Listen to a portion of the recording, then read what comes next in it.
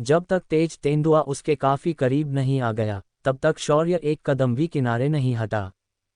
वह कदम न तो बहुत नजदीक था, न ही बहुत दूर। वह स्विफ्ट तेंदुए से बाल भर की दूरी से पूरी तरह से बच निकला तथा उसके शरीर को छूता हुआ निकल गया।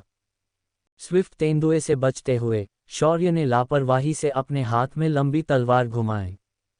ये झटका न केवल बहुत ही सहज लग रहा था, जिसमें गति का चाप बहुत छोटा था, बल्कि इसने स्विफ्ट लेपर्ड की गर्दन के सबसे कमजोर हिस्से पर सबसे अधिक ऊर्जा कुशल तरीके से प्रहार भी किया।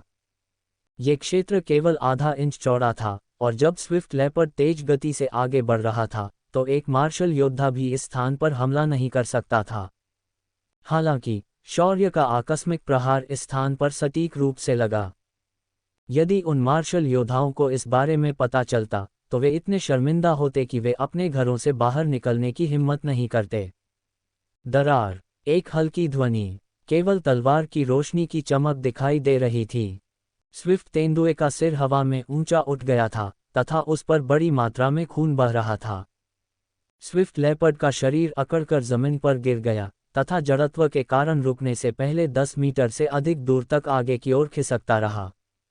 दूसरी ओर शौर्य अपनी जगह पर खड़ा रहा। उसकी लंबी तलवार तिरछी दिशा में जमीन की ओर तान रही थी, जिसकी नोक से लगातार खून टपक रहा था। यदि कोई यह दृश्य देख ले तो निश्चय ही अवाक रह जाएगा। एक ऐसा राक्षस जिसे 8वें स्तर का मार्शल शिष्य भी पराजित नहीं कर सकता। चौथे स्तर के मार्शल शिष्य ने केवल एक तलवार के वार से इसे आसानी से मार डाला। ये तो अविश्वसनीय था। स्विफ्ट तेंदुए को मारने के बाद शौर्य ने पीछे मुड़कर भी नहीं देखा, अपनी लंबी तलवार को म्यान में रखा और जंगल में और भीतर चला गया। इस जंगल को सैवेज पर्वत श्रृंखला का किनारा भी नहीं माना जाता था, इसलिए दूसरे स्तर के राक्षसों का अस्तित्व यहाँ मूलतः असंभव था।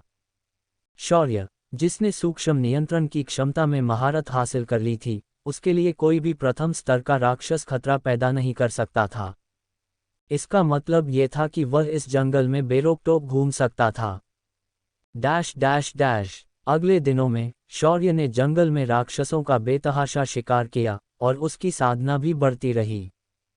केवल एक दिन में शौर्य 5वें स्तर के मार्शल शिष्य क्षेत्र में आगे बढ़ गया। 2 दिन बाद शौर्य 6ठे स्तर के मार्शल शिष्य क्षेत्र में आगे बढ़ गया। 4 दिन बाद शौर्य 7वें स्तर के मार्शल शिष्य क्षेत्र में आगे बढ़ गया।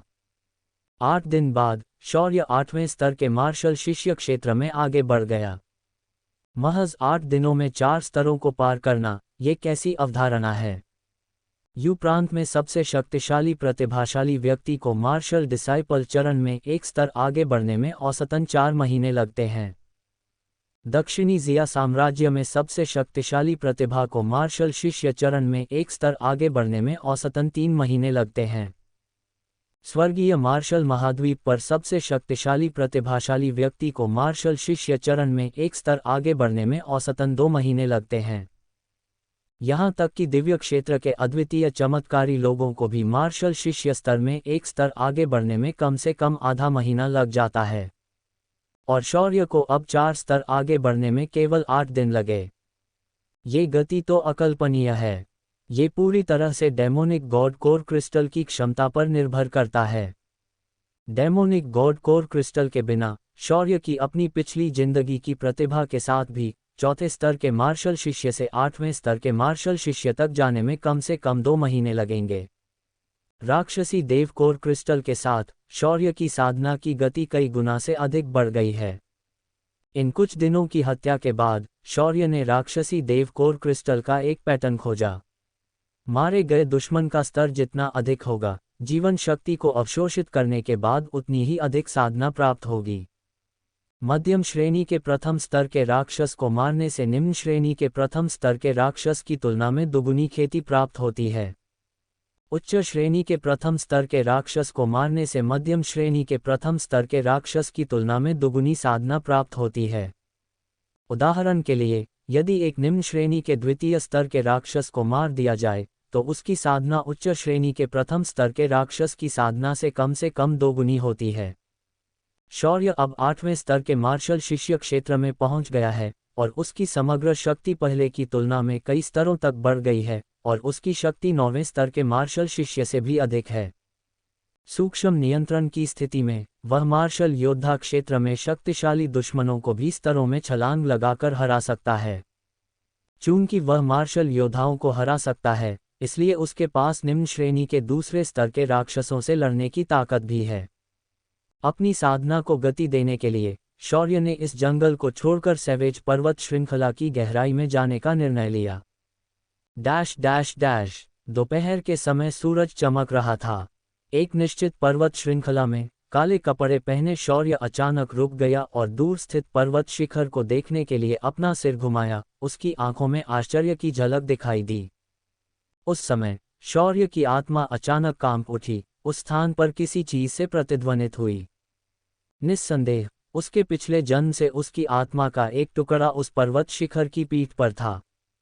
यदि शौर्य चाहता था कि उसका दिव्य इंद्रिय क्षेत्र उसके पिछले जीवन के सुपर दिव्य क्षेत्र में वापस लौट जाए, तो उसे सभी आत्मा टुकड़ों को पुनः प्राप्त करना होगा। और वे टुकड़े तीनों लोकों में बिखर गए। तथाकथित 3 क्षेत्र, स्वर्गीय मार्शल महाद्वीप, दैवीय क्षेत्र और राक्षसी क्षेत्र, को संदर्भित करते हैं। तीनों लोकों की विशालता मनुष्य की कल्पना से परे है। तीनों लोकों में बिखरे हुए आत्मा के टुकड़ों को खोजने का प्रयास करना घास के ढेर में सुई ढूंढने जैसा है। और इस समय शौर्य को एक टुकड़ा मिला, इसलिए वह स्वाभाविक रूप से इसे चूक नहीं सका। बिना ज्यादा सोचे समझे शौर्य ने तुरंत दिशा बदल दी और उस पर्वत शिखर की ओर चल पड़ा।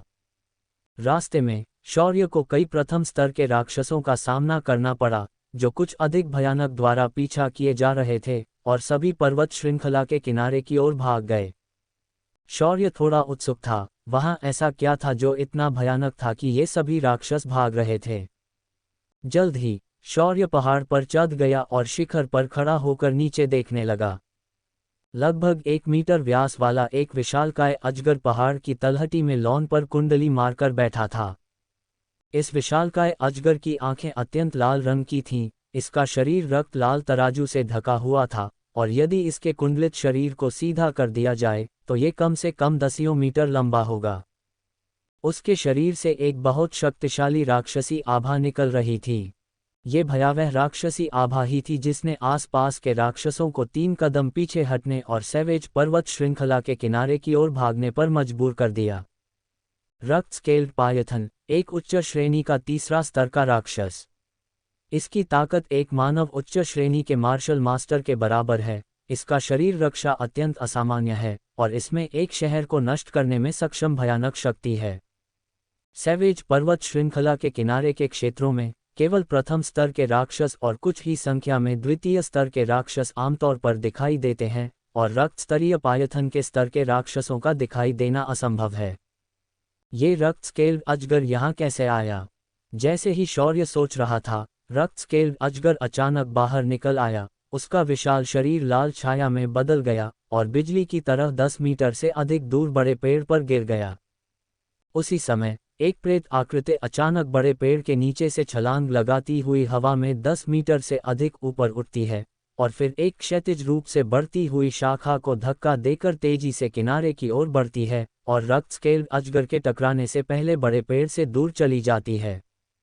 अगले ही पल रक्त स्केल्ड अजगर का विशाल सिर पेड़ के तने के आधार से टकराया।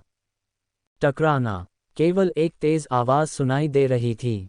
प्रतिक्रिया स्वरूप 1 मीटर व्यास वाला विशाल वृक्ष जड़ से टूट गया। भागती हुई प्रेतात्मा भी उसी समय, जब बड़ा पेड़ टूटा, 10 मीटर से अधिक दूर लॉन पर जा गिरी। तभी शौर्य को प्रेत आकृति का असली रूप दिखाई दिया। वह वास्तव में काले रंग की एक लंबी महिला थी, जो लगभग 20 वर्ष की लग रही थी, जिसकी लोमड़ी जैसी आकर्षक नीली आंखें, ऊंची और सीधी नाक तथा लंबे सुनहरे लहराते बाल थे, जो विदेशी आकर्षण से भरे थे। उसके शरीर पर प्राण ऊर्जा का एक बहुत मोटा प्रवाह था, जो लगातार उतार चढ़ाव कर रहा था। ये प्राण ऊर्जा वास्तव में रक्त स्केल्ड पायथन पर राक्षसी आभा के बराबर थी। निस्संदेह वह एक मार्शल मास्टर थीं, और एक उच्च श्रेणी की मार्शल मास्टर। उतरने के बाद गोरी महिला ने अपनी कमर से 2 सुंदर खंजर निकाले और उन्हें अपने पतले मुलायम हाथों में उल्टा पकड़ लिया। उसकी नीली पुतलियां ब्लड स्केल पायथन को ठंडे अंदाज में घूर रही थीं। नीले सार की ऊर्जा खंजरों में भर गई, जिससे उनकी सतह पर तुरंत नीली रोशनी की एक परत बन गई। बड़े पेड़ से टकराने के बाद ब्लडस्केल पायथन का सिर, जो कि तराजू से ढका हुआ था, आश्चर्यजनक रूप से सुरक्षित था। उसका विशाल शरीर हवा में पीछे मुड़ गया, फिर उसने गोरी औरत की ओर झपट्टा मारा और अपना खुला मुंह आधा खोल दिया। गोरी महिला के लंबे पैरों ने जमीन को जोर से धकेला। इससे पहले कि विशालकाय अजगर उस पर झपटता, उसका शरीर एक धुंधली छवि में बदल गया, जो बगल की ओर खिसक गई और दूर जा गिरी। ब्लडस्केल पायथन फिर से चूक गया, उसका विशाल शरीर घास पर जा गिरा, जिससे उस क्षेत्र में मौजूद खरपतवार तुरंत ही समतल हो गई और पीछे 1 मीटर चौड़ी खाई बन गई। उसी समय गोरी महिला ने 10 मीटर दूर एक पेड़ के तने को धक्का दिया, फिर गति बढ़ाई और 90 डिग्री के कोण पर वापस उछली और ब्लडस्केल पायथन के पेट की ओर बढ़ी। सार आवरण वाले खंजर काटे गए। नीली रोशनी की 2 धारियां चमक उठीं। खंजरों ने बिना किसी प्रतिरोध के रक्त लाल तराजू को चीर दिया, जिससे ब्लडस्केल पायथन के शरीर पर 2 चौंकाने वाले घाव हो गए। खून लगातार बह रहा था। ब्लडस्केल पायथन ने एक दयनीय चीख मारी, उसका सिर तेजी से पीछे मुड़ गया और वह एक बार फिर गोरी महिला पर झपटा। गोरी महिला ने बहुत तेजी से प्रतिक्रिया की और वह उस पर झपटने से पहले ही उसे चकमा देने के लिए उछल पड़ी। ब्लडस्केल पायथन ने तुरंत अपनी पूंछ उठाए, जिससे उसकी छवि धुंधली हो गई और वह क्षैतिज रूप से हवा में लटकी हुई गोरी महिला की ओर बढ़ा। गोरी महिला ने तुरंत अपने शरीर को घुमाया तथा अपने समृद्ध युद्ध अनुभव का उपयोग करते हुए हवा में घूमकर अपनी स्थिति बदल ली। लेकिन फिर भी वह अभी भी ब्लडस्केल पायथन की पूंछ की नोक से घायल हो गई थी। ये बस एक मामूली खरोंच थी। उस अपार शक्ति ने उसे तुरंत दर्जनों मीटर पीछे की ओर उड़ा दिया। उसके नाजुक शरीर ने बीच हवा में कई बार लड़खड़ाया, उसकी एड़ियां जमीन पर जोर से टकराईं, 10 मीटर तक पीछे की ओर खिसकी, फिर उसने खुद को संभाला और रुक गई। उसके पीछे पीछे हर जगह धूल उड़ रही थी। गोरी महिला के मुंह के कोने से खून का एक निशान बह रहा था। उसने धूल से ढके आगे के क्षेत्र की ओर देखा और जमीन पर 2-10 मीटर लंबे निशान देखे। ये उसके पैरों के निशान थे जो अभी अभी जमीन पर फिसलने से पड़े थे। चाहे वह ताकत, सतर्कता, प्रतिक्रिया की गति या तीव्र शक्ति हो, वह गोरी महिला असाधारण रूप से उत्कृष्ट थी।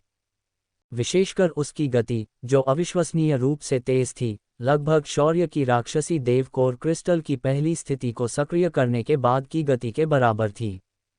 इसका मतलब यह है कि भले ही शौर्य ने राक्षसी देव कोर क्रिस्टल की पहली अवस्था को सक्रिय कर दिया हो, फिर भी वह इस गोरी महिला को हराने में सक्षम नहीं हो सकता है। हालांकि ब्लडस्केल पायथन से निपटने में वह अभी भी काफी संघर्ष करती हुई दिखाई दी। ये सौभाग्य की बात थी कि अभी ब्लडस्केल पायथन की पूंछ से वह केवल थोड़ा सा ही घायल हुई थी।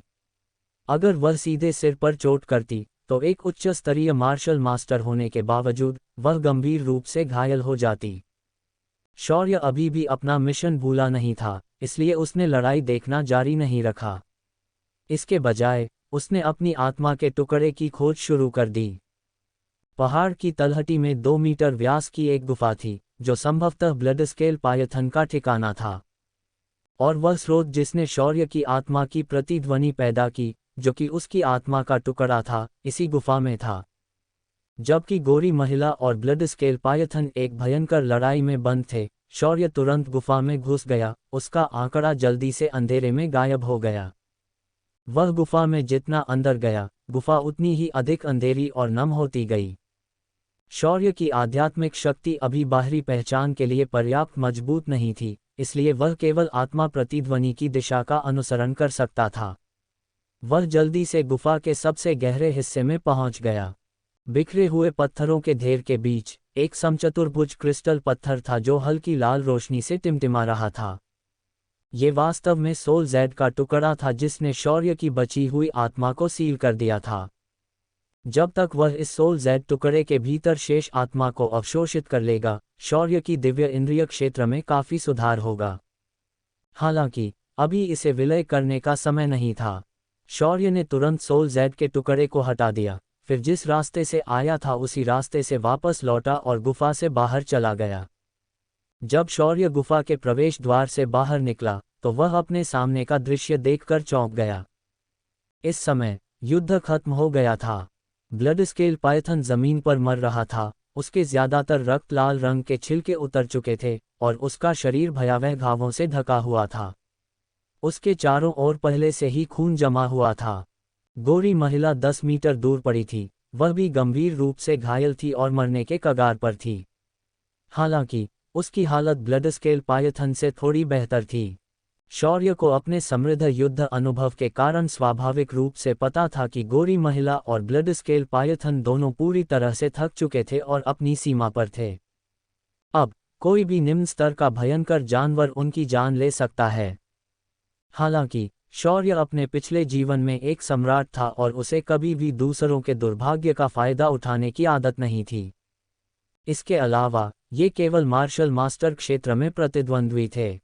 शौर्य ने दोबारा उनकी ओर देखने की भी जहमत नहीं उठाई और जाने के लिए मुड़ गया। लेकिन तभी गोरी महिला अचानक बोली, रुको। शौर्य ने अपने कदम रोक दिए और गोरी महिला की ओर देखा। गोरी महिला ने अपना सिर उठाने की कोशिश की, शौर्य को विनती भरी निगाहों से देखा और कमजोरी से कहा, कृपया मुझ पर एक एहसान करो।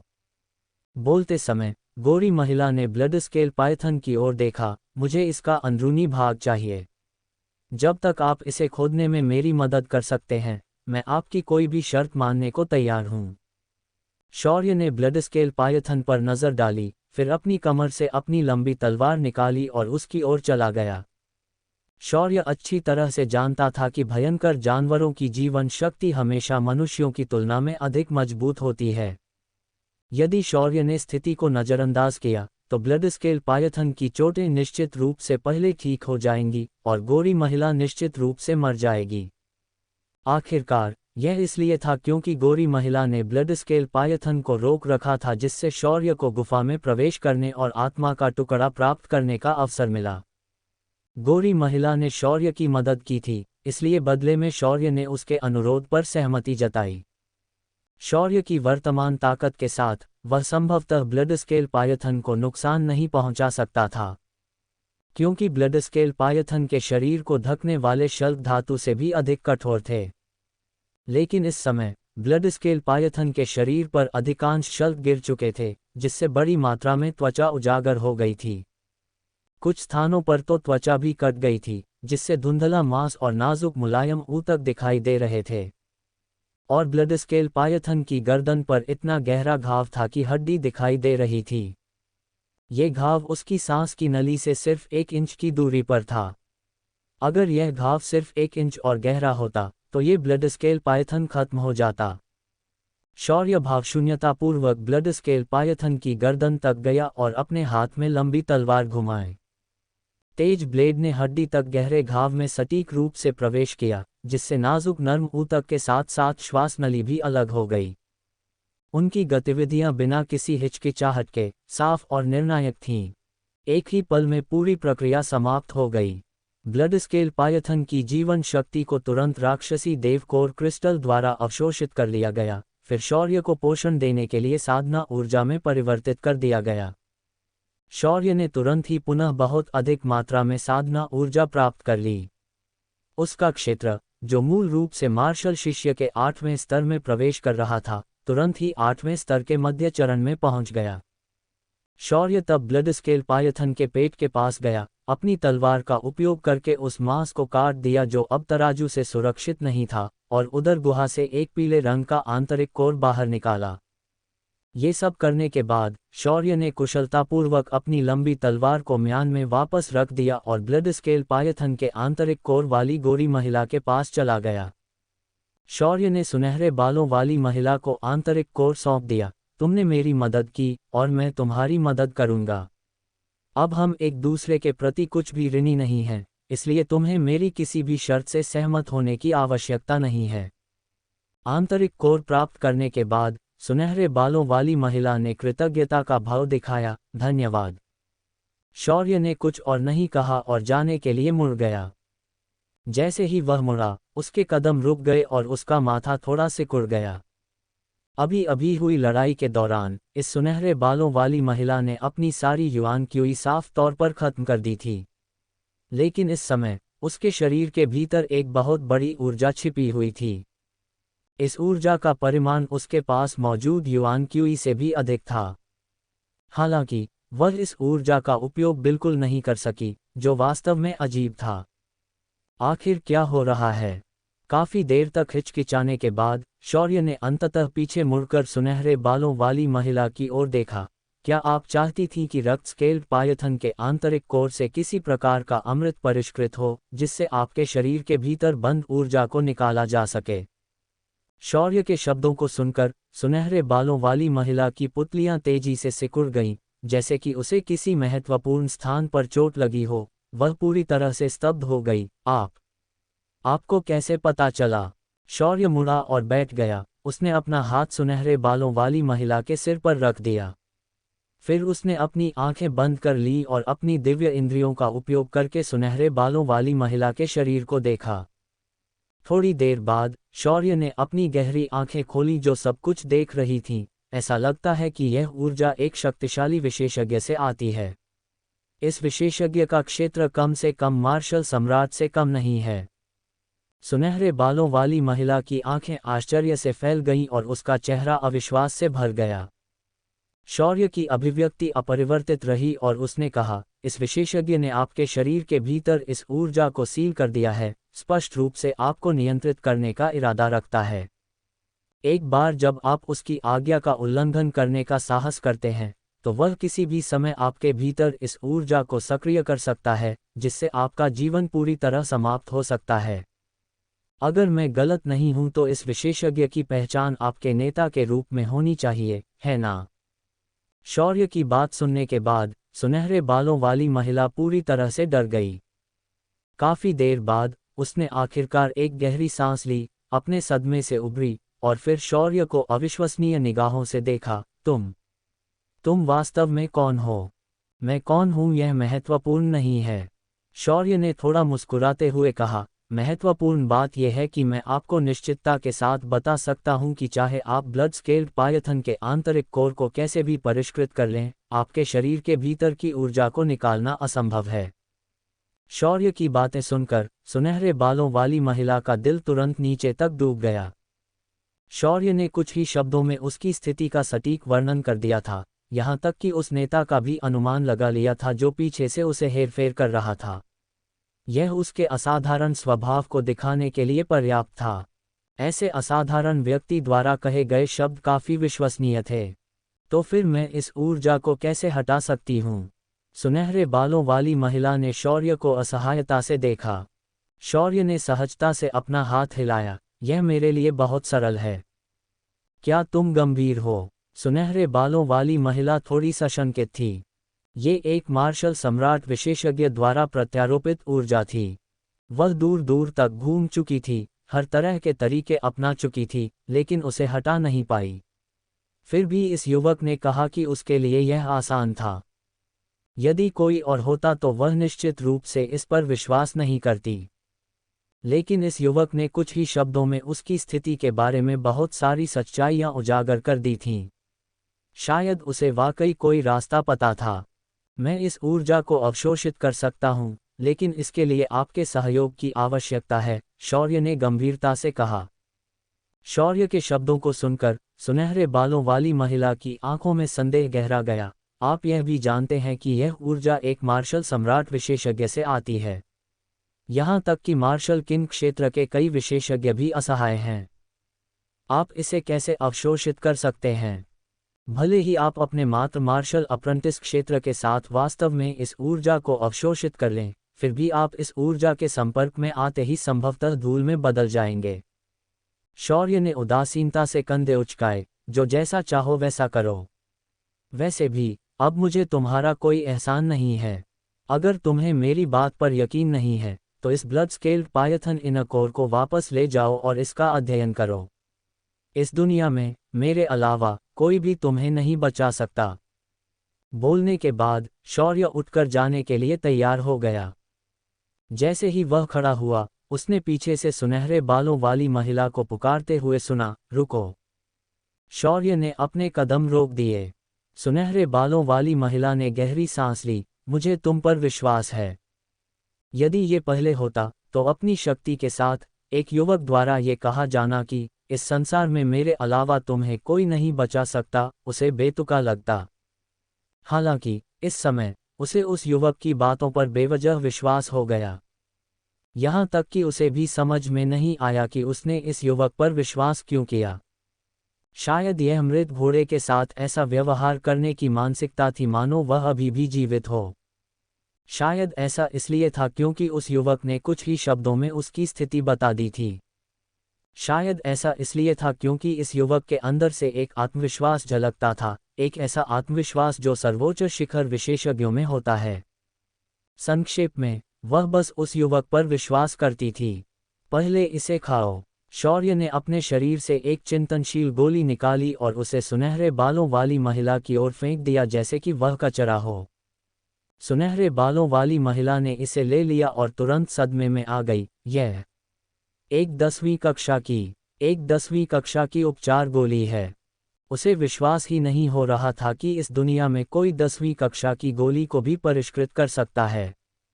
उसे तो इस बात पर और भी अधिक विश्वास नहीं हो रहा था कि 10वीं कक्षा की ये प्रसिद्ध गोली एक युवा व्यक्ति द्वारा छीन ली जाएगी।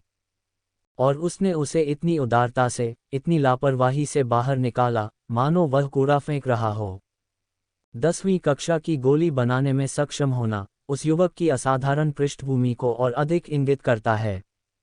इससे सुनहरे बालों वाली महिला को थोड़ा अधिक सहज महसूस हुआ।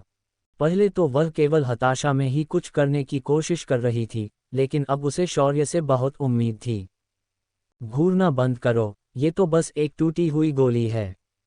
इसे जल्दी से खा लो, हमें जल्दी से काम शुरू करना है, शौर्य ने अधीरता से आग्रह किया। सुनहरे बालों वाली महिला अपना आश्चर्य व्यक्त करने के लिए कुछ कहने ही वाली थी, लेकिन इससे पहले कि वह ऐसा कह पाती, उसका गला दबा दिया गया।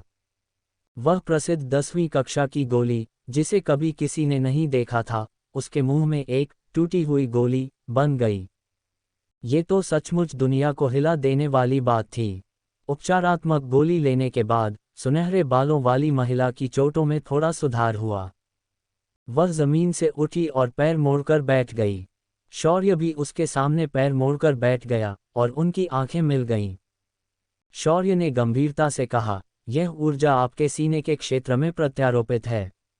इसे अवशोषित करने के लिए शारीरिक संपर्क होना चाहिए। क्या आप तैयार हैं? सुनहरे बालों वाली महिला स्वाभाविक रूप से जानती थी कि ऊर्जा को अवशोषित करना पहले से ही कठिन था, और यदि वे बहुत दूर थे तो यह और भी असंभव होगा। इसलिए वे केवल निकटतम स्थान से ही शुरुआत कर सकते थे, जो कि उसकी छाती थी। निजी अंगों के संपर्क के बारे में सोचते ही उसका सुंदर चेहरा लाल हो गया। उसका दिल तुरंत जोर से धड़कने लगा, जैसे कोई हिरन धड़क रहा हो। वह अच्छी तरह जानती थी कि यदि उसने अपने अंदर की ऊर्जा को बाहर नहीं निकाला तो वह अपने संप्रदाय के नियंत्रण से कभी नहीं बच पाएगी। ये सोचते हुए उसने अपने होंठ कसकर काटे और सिर हिलाया। मैं तैयार हूँ, शौर्य ने भावशून्यता से कहा। चूंकि मामला ऐसा है, इसलिए मैं शुरू करूंगा। शौर्य का हाथ स्वाभाविक रूप से गोरी महिला की छाती पर टिका हुआ था। जैसे ही उसकी छाती दबाई गई, गोरी महिला को पूरे शरीर में झुनझुनी सी महसूस हुई और उसका नाजुक शरीर कांप उठा। शौर्य की हथेली बहुत गर्म थी और उसके सीने पर टिकने से एक अजीब सी झुनझुनी और सूजन की अनुभूति हुई। इससे उसके मुंह से एक हल्की सी कराह निकली और उसका चेहरा और भी शर्मीला और अजीब हो गया। इसके तुरंत बाद एक शक्तिशाली चूषण बल उत्पन्न हुआ। गोरी महिला ये देखकर आश्चर्यचकित हुई कि उसके हृदय के पास स्थित ऊर्जा को शक्तिशाली चूषण द्वारा धीरे धीरे आगे की ओर खींचा जा रहा था। ये चूषण बल दानव देवता न्यूक्लियस क्रिस्टल से आया था। शुरू से ही शौर्य ने पाया था कि गोरी महिला के भीतर की ऊर्जा साधारण ऊर्जा नहीं थी, बल्कि जीवन शक्ति वाली ऊर्जा थी। यह ऊर्जा जीवन शक्ति से भरपूर गोरी महिला के शरीर में एक परजीवी गूकृमि की तरह थी, और वह रहस्यमय शक्तिशाली व्यक्ति इस ऊर्जा को उसी तरह नियंत्रित कर सकता था जैसे कोई जादूगर गूकृमि को नियंत्रित करता है। दानव देव न्यूक्लियस क्रिस्टल जीवन शक्ति को अवशोषित कर सकता है, और यह इस ऊर्जा को जीवन शक्ति के साथ अवशोषित भी कर सकता है। ये वास्तव में इसी वजह से था कि शौर्य इतना आश्वस्त था। एक चौथाई घंटे बाद गोरी औरत पसीने से लथपथ और हांफती हुई जमीन पर लेटी थी। उसके गाल खुशी से लाल हो रहे थे, उसकी आंखें रेशम की तरह कोमलता से भरी हुई थीं। शौर्य अभी भी पैर मोड़कर बैठा था, हाथ जोड़े हुए थे, आंखें बंद थीं, उसका पूरा शरीर लगातार कांप रहा था। गोरी महिला के शरीर के भीतर की जीवन शक्ति वाली ऊर्जा अब दानव देवता न्यूक्लियस क्रिस्टल द्वारा अवशोषित कर ली गई थी और शौर्य को पोषण देने के लिए लगातार साधना में परिवर्तित हो रही थी। यह ऊर्जा बहुत अधिक थी, जिसके कारण शौर्य की साधना थोड़े समय में ही लगातार बढ़ गई। पलक झपकते ही वह 8वें स्तर के मार्शल शिष्य के अंतिम चरण तक पहुंच गया। लेकिन यह अंत नहीं था, उस ऊर्जा की अपार शक्ति अभी भी बनी हुई थी। कुछ ही सेकंड में उसका राज्य फिर से 8वें स्तर के मार्शल शिष्य के शिखर तक पहुंच गया। तथापि यह अभी भी खत्म नहीं हुआ था। उनकी खेती की गति में जरा भी कमी नहीं आई थी। जब उसकी साधना अपनी सीमा पर पहुंच गई तो शौर्य की शरीर की मांसपेशियां तुरंत सूज गईं, उसकी त्वचा अत्यधिक सख्त हो गई और उसके पूरे शरीर की ताकत अचानक दोगुनी हो गई। बिना किसी संदेह के शौर्य 9वें स्तर के मार्शल शिष्य क्षेत्र में प्रवेश कर चुका था। तथापि इससे भी अधिक भयावह बात यह थी कि उस ऊर्जा की अवशिष्ट शक्ति अभी भी बनी हुई थी तथा खेती में वृद्धि अभी भी जारी थी। मध्य चरण 9वां स्तर मार्शल शिष्य, देर चरण 9वें स्तर मार्शल शिष्य, शीर्ष 9वें स्तर मार्शल शिष्य। जब तक उनकी साधना मार्शल शिष्य क्षेत्र के शिखर तक नहीं पहुंच गई, तब तक उन्होंने बाधाओं को तोड़ दिया। टकराना। वहां एक जोरदार धमाका हुआ। शौर्य के चारों ओर केंद्रित हवा की एक प्रचंड लहर सुनामी की तरह बाहर की ओर फूट पड़ी, जिसने जमीन पर जमी धूल, सूखी शाखाओं और पत्तियों को हिलाकर रख दिया। और उस क्षण शौर्य के चारों ओर का आभामंडल पूरी तरह बदल गया। उसके पूरे शरीर की शिरोबिंदुओं में एक प्रचंड नीली ऊर्जा प्रवाहित हो रही थी। वह युआन क्यूई था। बिना किसी संदेह के शौर्य ने अब 9-9 एकता हासिल कर ली थी और आधिकारिक तौर पर एक मार्शल सैनिक बन गया था। शौर्य को सीधे दायरे में घुसते देख गोरी महिला के चेहरे पर आश्चर्य का भाव दिखा। उस ऊर्जा को अवशोषित करने के बाद, जिससे वह भी डरती थी, इस युवक ने न केवल विस्फोट किया और न ही मरा, बल्कि इस ऊर्जा का उपयोग अपने दायरे से बाहर निकलने के लिए भी किया। ये तो अविश्वसनीय था। दरअसल शौर्य को शुरू से ही पता था कि इस ऊर्जा को साधना में बदला जा सकता है। इसी वजह से उसने गोरी महिला को यह ऊर्जा निकालने में मदद की। जब शौर्य ने मार्शल सोल्जर क्षेत्र में प्रवेश किया तो वह अपार ऊर्जा अंततः पूरी तरह से अवशोषित हो गई और लगातार बढ़ती साधना भी रुक गई। शौर्य ने एक गर्म सांस छोड़ी, धीरे से अपनी गहरी आंखें खोली और जमीन से उठ खड़ा हुआ। गोरी महिला भी जमीन से उठी और शौर्य को कृतज्ञता से देखते हुए बोली, अब मैं आखिरकार आज़ाद हूँ। आपकी मदद के लिए धन्यवाद। मुझे धन्यवाद देने की कोई आवश्यकता नहीं है, हम में से प्रत्येक को वह मिला जिसकी हमें आवश्यकता थी, शौर्य ने उदासीनता से कहा। मेरा लक्ष्य पूरा हो गया है और ब्लडस्केल पायथन का कोर मेरे लिए अर्थहीन है। यदि आपको इसकी आवश्यकता है तो इसे ले लो, गोरी महिला ने ब्लडस्केल पायथन का कोर शौर्य को सौंपते हुए कहा। ठीक है, संयोग से मेरे पास इसका उपयोग है। शौर्य ने शर्मीली हरकत नहीं की और अनौपचारिक रूप से कोर को स्वीकार कर लिया। जितना अधिक गोरी महिला शौर्य को देखती, उसकी आंखों में जिज्ञासा उतनी ही प्रबल होती जाती। आपका नाम क्या है? शौर्य ने भावशून्यता से कहा। गोरी महिला ने अपना परिचय देते हुए कहा, मेरा नाम जूलिया है और मैं एक हत्यारी हूँ। आपने मेरी बहुत मदद की है और बदले में मैं किसी को मारने में आपकी मदद करने का वादा कर सकती हूँ। उसने शौर्य से गंभीरता से वादा किया, जब तक आप पूछते हैं, व्यक्ति की पहचान चाहे जो भी हो, अगर मैं ऐसा कर सकती हूँ तो मैं निश्चित रूप से उन्हें मारने में आपकी मदद करूँगी। इस गोरी महिला में अपनी छोटी उम्र के बावजूद अथाह शक्ति और क्षमता थी तथा ये स्पष्ट था कि वह सांसारिक दुनिया से नहीं थी। ऐसे लोग राज्य के कानूनों की अवहेलना करते थे और बिना किसी संकोच के सेना के मंत्रियों या सरकार के उच्च पदस्थ अधिकारियों की हत्या कर सकते थे। ऐसे व्यक्ति का वादा स्वीकार करना हाथ में तुरुप का पत्ता पकड़ने के बराबर था। चाहे कोई भी शत्रु हो, जब तक ये तुरुप का पत्ता सामने है, उसे मिनटों में समाप्त किया जा सकता है। ऐसा बहुमूल्य वादा किसी के लिए भी खजाने की तरह संजोकर रखना होगा। तथापि बिना सोचे समझे शौर्य ने निर्दयता से मना कर दिया, कोई ज़रूरत नहीं, जिस व्यक्ति को मैं मारना चाहता हूं वह आपके नेता को सिर्फ एक उंगली से कुचल सकता है। बोलने के बाद शौर्य बिना पीछे देखे मुड़ा और चला गया, जिससे गोरी महिला वहीं खड़ी रह गई और पूरी तरह स्तब्ध रह गई। गोरी महिला घने जंगल में गायब हो रही आकृति को घूर रही थी, उसकी नीली आंखें जिज्ञासा से भरी थीं, उसके दिमाग में केवल एक ही विचार शेष था, ये युवक वास्तव में कौन है? ... गोरी महिला से अलग होने के बाद शौर्य ने सैवेज पर्वत श्रृंखला में गहराई तक यात्रा जारी रखी। मार्शल सोल्जर क्षेत्र में प्रवेश करने के बाद वह अब युआन क्यूई का उपयोग कर सकता था और विश्व विनाश दिव्य तलवार कला के सभी पहलुओं का बमुश्किल ही प्रदर्शन कर सकता था। उसकी ताकत मार्शल शिष्य क्षेत्र से पूरी तरह अलग थी। निम्न स्तर के टियर 2 राक्षसी जानवरों से निपटना अब उसके लिए कोई समस्या नहीं थी। यहाँ तक कि अगर उसका सामना मध्यम स्तर के टियर 2 राक्षसी जानवर से भी होता, तो भी उसके पास खुद की रक्षा करने की शक्ति थी। सैवेज पर्वत श्रृंखला में और भीतर जाने से दो उद्देश्य पूरे हुए। पहला, प्रशिक्षण के लिए अधिक शक्तिशाली राक्षसी जानवरों को ढूंढना, और दूसरा, अपने पिता लिन तियानयान की खोज करना। लिन तियानयान का क्षेत्र 9वें स्तर का मार्शल सैनिक था, और वह एक मार्शल स्पिरिट अवेकनर था, जिससे उसकी ताकत बहुत भयानक थी। जब तक उसका सामना टियर 3 के राक्षसी जानवर से नहीं होता, तब तक खतरे की कोई संभावना नहीं थी। इसलिए यदि शौर्य लिन तियानयान के ठिकाने की जांच करना चाहता था, तो उसे लगातार अपने क्षेत्र में सुधार करना होगा और लगातार सैवेज पर्वत श्रृंखला में गहराई तक जाना होगा। इसके बाद शौर्य ने दर्जनों मील की यात्रा की, और चमत्कारिक रूप से उसे एक भी राक्षसी जानवर का सामना नहीं करना पड़ा। सैवेज पर्वत श्रृंखला में राक्षसी जानवरों का वितरण बहुत घना था, बिना किसी एक का सामना किए दर्जनों मील चलना बिल्कुल असंभव था। यह निश्चित रूप से सामान्य नहीं था।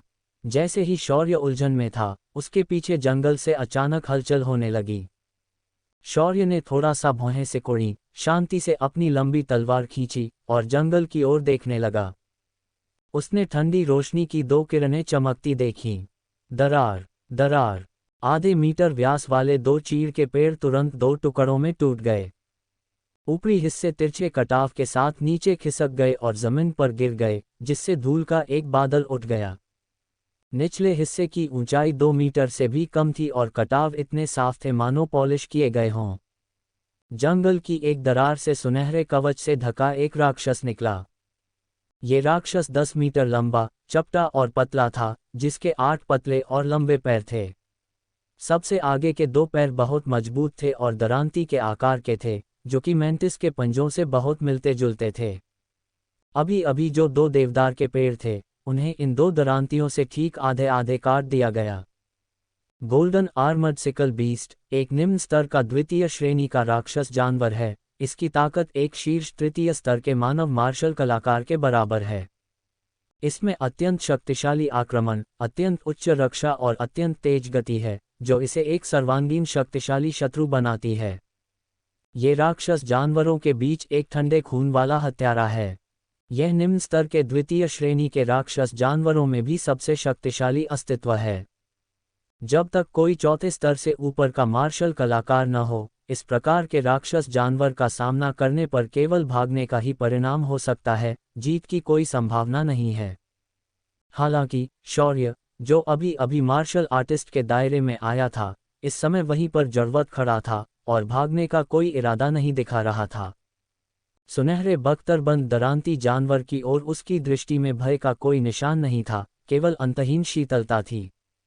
इस स्वर्ण बख्तरबंद दरांती जानवर के माथे पर एक क्रॉस के आकार का तलवार का निशान था। शौर्य के अलावा इस क्रॉस के आकार के तलवार के निशान से कोई भी अधिक परिचित नहीं होगा, क्योंकि ये तलवार का निशान था जो उसने 1 साल पहले गोल्डन आर्मर्ड सिकल बीस्ट के साथ लड़ाई के दौरान छोड़ा था। ये स्वर्ण बख्तरबंद दरांती जानवर वास्तव में वह राक्षस जानवर था जिसने शौर्य पर हमला किया था और उसके डेंटियन को चकनाचूर कर दिया था। 1 साल बाद शौर्य अप्रत्याशित रूप से इस गोल्डन आर्मर्ड सिकल बीस्ट के साथ फिर से मिल गया, जैसे कि भाग्य द्वारा व्यवस्थित किया गया हो। ये वास्तव में बहुत अधिक संयोग था। गोल्डन आर्मर्ड सिकल बीस्ट ने भी शौर्य को पहचान लिया था। उसने अपना विशाल निचला जबड़ा खोला और शौर्य की ओर एक अजीब चीख निकाली, मानो उस समय शौर्य की कायरता का मजाक उड़ा रहा हो।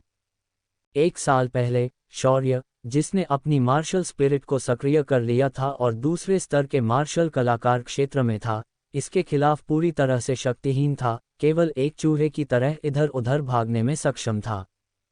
फिर भी इस समय शौर्य, जिसने अपनी मार्शल स्पिरिट को सक्रिय नहीं किया था और पहले स्तर के मार्शल आर्टिस्ट क्षेत्र में था, उसके सामने इतना शांत था।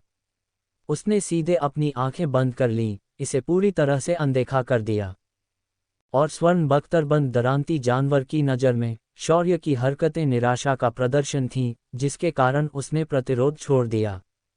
गोल्डन आर्मर्ड सिकल बीस्ट को शौर्य को मारने की कोई जल्दी नहीं थी। इसके बजाय उसने जानबूझकर अपनी गति धीमी कर दी, बिना किसी जल्दबाजी के शौर्य की ओर रेंगते हुए, उसे डराने के लिए लगातार धीमी आवाज में गुर्राहटें निकालता हुआ, चंचल भाव से भरा हुआ। वह एक शिकारी द्वारा अपने शिकार का पीछा करने की भावना का आनंद ले रहा था। एक ऐसे स्वामी होने की भावना का आनंद लेना जो अन्य प्राणियों के जीवन को नियंत्रित कर सकता है। जिस क्षण स्वर्ण बख्तरबंद दरांती जानवर शौर्य के पास पहुंचा, शौर्य ने अचानक अपनी आंखें खोल दीं। मानसिक गहन सत्य सूक्ष्मता। उस पल में शौर्य की आंखों में दुनिया पूरी तरह से बदल गई। उसकी नज़र में सब कुछ बहुत धीमा लग रहा था। हर छोटी सी हरकत मानो 1 मीटर तक फैली हुई थी। स्वर्ण बख्तरबंद दरांती जानवर का मजबूत अगला पैर पीछे हटा और फिर अचानक आगे की ओर उछला। दरांती तुरंत एक धुंधली काल्पनिक छवि में परिवर्तित हो गई और शौर्य की ओर बढ़ी। तथापि शौर्य की नज़र में चलती हुई दरांती इतनी धीमी थी कि शौर्य उसकी गति को स्पष्ट रूप से देख सकता था। दरांती के शौर्य पर लगने से ठीक पहले शौर्य एक पैर के बल पर बगल की ओर खिसक गया, उसका शरीर थोड़ा सा झुक गया। उसकी गति का चाप बहुत छोटा था, लेकिन वह दरांती से बचकर निकल गया। दरांती, जो बाल के बराबर दूरी पर थी, शौर्य के शरीर को सटीकता से चीरती हुई निकल गई और फिर शौर्य के पीछे जमीन पर जा गिरी, जिससे धरती पर एक गहरा घाव हो गया। गोल्डन आर्मर्ड सिकल बीस्ट ने बहुत तेजी से प्रतिक्रिया की। एक बार चूकने के बाद उसका अगला पैर तुरंत पीछे हट गया। फिर दूसरा अगला पैर तुरंत बाहर निकल आया। तथापि इस बार शौर्य और भी ज्यादा दृढ़ निश्चयी था। उसने अपने पैर हिलाने की भी जहमत नहीं उठाई, बस अपने शरीर को थोड़ा झुकाया और एक बार फिर दरांती से बाल बच गया। 2 बार प्रहार करने में असफल होने पर स्वर्ण बख्तरबंद दरांती जानवर शर्मिंदगी के कारण क्रोधित हो गया। उसने दहाड़ लगाई और शौर्य पर भयंकर हमला बोल दिया। तथापि चाहे वह किसी भी प्रकार से आक्रमण करे, शौर्य हमेशा महत्वपूर्ण क्षण पर कुशलतापूर्वक बाल भर की दूरी से उससे बचने में सक्षम था। शुरुआत से लेकर अंत तक शौर्य पर एक भी वार नहीं हुआ। शौर्य एक फुर्तीला लोच की तरह था, जो सुनहरे बख्तरबंद दरांती जानवर के सिर के ठीक नीचे खड़ा था, फिर भी उसे पूरी तरह से असहाय बना रहा था। शौर्य की हर हरकत और बदलाव में अनगिनत गणनाएं की गई थीं, जो मिलीमीटर तक सटीक थीं। हर बार वह सबसे छोटी हरकत और सबसे ज्यादा ऊर्जा बचत विधि से खतरनाक हमलों को चकमा दे सकता था। लगातार कई हमलों से बचने के बाद शौर्य की आंखों में अचानक एक ठंडी चमक उठी। उसका पैर जमीन पर जोर से पटका। उसका शरीर अचानक जमीन से उछल गया। उसके हाथ में मौजूद लंबी तलवार ने गति का अनुसरण किया और ऊपर की ओर वार किया, और ठीक उसी प्रकार स्वर्ण कवचधारी दरांती जानवर के गले को छेद दिया। उस क्षेत्र में 1 इंच नर्म ऊतक तक था जो सुनहरे कवच से ढका नहीं था। ये गोल्डन आर्मर्ड सिकल बीस्ट की एकमात्र कमजोरी और उसका घातक महत्वपूर्ण बिंदु था। यदि किसी वस्तु को इस क्षेत्र में 75 डिग्री के कोण पर आधे मीटर की गहराई पर डाला जाए, तो ये गोल्डन आर्मर्ड सिकल बीस्ट के मस्तिष्क केंद्र को नष्ट कर सकता है। और इस समय शौर्य ने बिना किसी मामूली विचलन के इस क्षेत्र में 75 डिग्री के कोण पर तलवार डाल दी और तलवार की नोक गोल्डन आर्मर्ड सिकल बीस्ट के मस्तिष्क केंद्र तक पहुंच गई। मूल रूप से जीवंत स्वर्ण बख्तरबंद दरांती जानवर, जब लंबी तलवार को आधा मीटर गहराई में डाला गया तो वह अपनी जगह पर जम गया, मानो ठोस हो गया हो और 1 इंच भी आगे नहीं बढ़ा। एक चाल। स्वर्ण बख्तरबंद दरांती जानवर जिसने 1 साल पहले शौर्य के दानतियन को चकनाचूर कर दिया था। शौर्य को अब उसे आसानी से मारने के लिए केवल एक चाल की जरूरत थी। इस प्रकार उस समय उनके दानतियन के टूट जाने और खेती बाड़ी बाधित होने की शिकायत का बदला आसानी से चुकाया जा सका। ये शौर्य वह शौर्य नहीं था। स्वर्ण कवचधारी दरांती जानवर के शरीर से लंबी तलवार निकालने के बाद वह पूरी तरह से गतिहीन होकर एक मूर्ति की तरह जमीन पर पड़ा रहा। बिना उस ओर देखे ही शौर्य ने अपनी तलवार म्यान में रख ली, मुड़ा और चला गया। कुछ ही कदम चलने के बाद उसे पीछे से आती अस्त व्यस्त पदचापों की एक श्रृंखला का आभास हुआ। शौर्य ने अपनी भौं को थोड़ा सा सिकोड़ा और एक बार फिर अपनी कमर से लंबी तलवार खींच ली, क्योंकि उसने अराजक कदमों के बीच एक मजबूत हत्या की मंशा सुनी थी। ये बिल्कुल स्पष्ट था कि हत्या का इरादा उसी का था। जल्द ही आसपास के जंगल से बड़ी संख्या में राक्षस जानवर निकल आए, जिन्होंने शौर्य को पूरी तरह से घेर लिया। इन राक्षस जानवरों की कुल संख्या 100 से अधिक हो गई, जिनमें से अधिकांश प्रथम श्रेणी के राक्षस जानवर थे तथा कुछ संख्या में द्वितीय श्रेणी के राक्षस जानवर भी थे। शौर्य को घेरने के बाद इन राक्षस जानवरों ने तुरंत उस पर हमला नहीं किया। इसके बजाय वे जमीन पर लेट गए, शौर्य का सामना करते हुए, मानो किसी आदेश का इंतजार कर रहे हों। इसके तुरंत बाद अंधेरे से एक आकृति धीरे धीरे प्रकट हुई, जिसने धीरे धीरे एक लंबा काला लबादा प्रकट किया। जब उसने काले लबादे में उस आकृति को देखा तो शौर्य की आंखें सिकुड़ गईं और तुरंत अंतहीन शीतलता से भर गईं। काले लबादे के नीचे एक 60 वर्षीय व्यक्ति का चेहरा था, जिसकी भौहें बर्फ की तरह सफ़ेद थीं, आंखों के बाहरी कोने झुके हुए थे और नाक बाज की चोंच जैसी झुकी हुई थी। उसके पूरे शरीर की प्राण ऊर्जा अत्यंत प्रगाढ़ थी, यहाँ तक कि शियाओ बाटियन की तुलना में भी वह ज़्यादा कमज़ोर नहीं था। ये स्पष्ट था कि वह 8वें स्तर का मार्शल कलाकार भी था। मुझे सच में उम्मीद नहीं थी कि तुम मार्शल आर्टिस्ट के दायरे में वापस लौट सकोगे। काले लबादे वाले बुजुर्ग ने शौर्य को बाज की तरह तीखी आंखों से देखा। एल्डर दिवंगत। शौर्य की नज़र आसपास के राक्षस जानवरों पर पड़ी और अंततः काले वस्त्र पहने बुजुर्ग के पीछे जानवरों को काबू में करने वाले कौल की प्रेत छवि पर जा रुकी। क्या ये एक मार्शल आत्मा है जो राक्षस जानवरों को नियंत्रित करने में सक्षम है? तभी शौर्य को समझ में आया कि दर्जनों मील चलने के बाद भी उसका सामना एक भी राक्षस जानवर से क्यों नहीं हुआ था। तो ये पता चला कि इस क्षेत्र के सभी राक्षस जानवरों को एल्डर दिवंगत की मार्शल स्पिरिट क्षमता द्वारा नियंत्रित किया गया था। शौर्य को इस बात से कोई आश्चर्य नहीं हुआ, बस वह थोड़ा हैरान हुआ जब उसने एल्डर दिवंगत को देखा। मुझे उम्मीद नहीं थी कि तुम भी एक मार्शल स्पिरिट जागृत व्यक्ति हो, और राक्षस जानवरों को नियंत्रित करने में तुम्हारी दक्षता को देखते हुए तुमने शायद बहुत समय पहले ही इस मार्शल स्पिरिट को जागृत कर लिया होगा। हा हा हा। एल्डर दिवंगत गर्व से हंसा। सभी ने सोचा कि पिंडारी सिटी में जागृत लोग केवल 6 लोग थे, 4 परिवार के मुखिया, पिंडारी सिटी के स्वामी और किंग्यून व्यापारी संघ के अध्यक्ष। लेकिन वास्तव में उन्हें इस बात का कोई अंदाज़ा नहीं था कि मैंने 10 साल पहले ही इस नियंत्रण प्रकार की मार्शल आत्मा को जागृत कर दिया था। 10 साल पहले शौर्य के दिमाग में एक चमकीली रोशनी उभरी और उसे अचानक सब कुछ समझ में आ गया। 10 साल पहले मेरे पिता अरेंद्रदेव अपनी मार्शल आत्मा को जगाने वाले पहले व्यक्ति थे और ग्रैंड एल्डर ने परिवार के मुखिया का पद उन्हें सौंप दिया। तुम, मेरे चचेरे भाई, इस बात से नाराज थे और मेरे पिता से नफरत करते थे। यही वजह है कि तुमने इस मार्शल आत्मा को जगाया। इस मार्शल आत्मा को जगाने के बाद आपने इसे सार्वजनिक नहीं किया। इससे आपके लिए मेरे पिता को खत्म करने और परिवार के मुखिया का पद हथियाने की गुप्त साजिश रचना आसान हो गया। हालांकि हर संभव तरीका आजमाने के बावजूद चीजें आपकी इच्छा के अनुसार नहीं हुईं और आपको बार बार विफल किया गया।